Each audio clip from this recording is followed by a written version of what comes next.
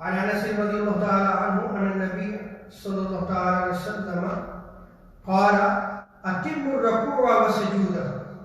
حضور علیہ السلام نے ارشاد فرمایا رکوع اور سجود کو اچھی طرح سے ادا کیا۔ فواللہ انی لا اراکم من بعد ظہری، حضور علیہ السلام نے ارشاد فرمایا کہ بے شک میں اپنی پشت کے پیچھے سے بھی تمہارے رکوع اور سجود کو دیکھتا ہوں۔ اور حضرت سعید رضی اللہ تعالیٰ عنہ کی روایت کے الفاظ ہیں کہ میں تمہارے رکوع اور سجود کی حالت کا مشاہدہ بھی کرتا ہوں۔ دوسری روایت سیدنا ابو ہریرہ رضی اللہ تعالیٰ عنہ کی ہے، حضور علیہ السلام نے ارشاد فرمایا کیا تم یہی دیکھتے ہو کہ میرا منہ جو ہے وہ قبلہ رخ ہے؟ فواللہ، اللہ کی قسم، ما یخفی علیک خشوعکم ولا رکوعکم، کہ خدا کی قسم مجھ سے تمہارے دلوں کا خشوع و خضوع بھی پوشیدہ نہیں ہے،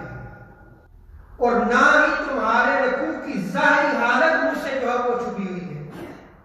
اب یہاں پہ دو چیزوں کا ذکر کر رہا ہے، رکوع کا بھی ذکر کیا اور خشوع کا۔ یہاں جو خشوع کا ذکر ہے، رکوع جب کرتا ہے تو حالت ظاہری ہوتی ہے، لیکن جو فرمایا ما یخفی علیک خشوعکم، کہ تمہارا خشوع بھی مجھ سے پوشیدہ نہیں ہے،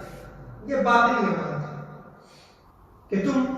رب تعالیٰ کی عبادت کس مقام پر فائز ہو کے کر رہے ہو،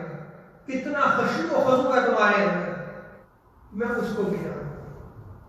اور آگے آقا صلی اللہ علیہ وسلم نے فرمایا انی لا اراکم من وراء ظہری،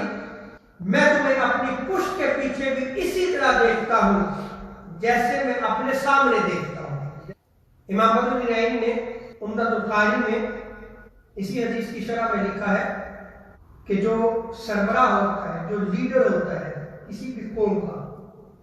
یا جو امام ہوتا ہے، وہ اگر لوگوں میں کوئی کمی دیکھتا ہے، ان کے اعمال میں کچھ کوتاہی دیکھتا ہے، تو اسے چاہیے کہ وہ انہیں متنبہ کرے کہ یہ تم عمل ٹھیک نہیں کر رہے، اس عمل کو تم ٹھیک کرو۔ یہ اس امام کی ذمہ داری ہے، وہ جو لیڈر ہے اس کی جو ہے وہ یہ ذمہ داری ہے کہ وہ ان لوگوں کی اصلاح کرے، جیسے کہ حضور علیہ السلام نے صحابہ کرام کی اصلاح فرمائی کہ تم اپنے رکوع اور اپنے سجدوں کو صحیح ادا کیا کرو، اس میں جو ہے وہ کوتاہی نہ کرو۔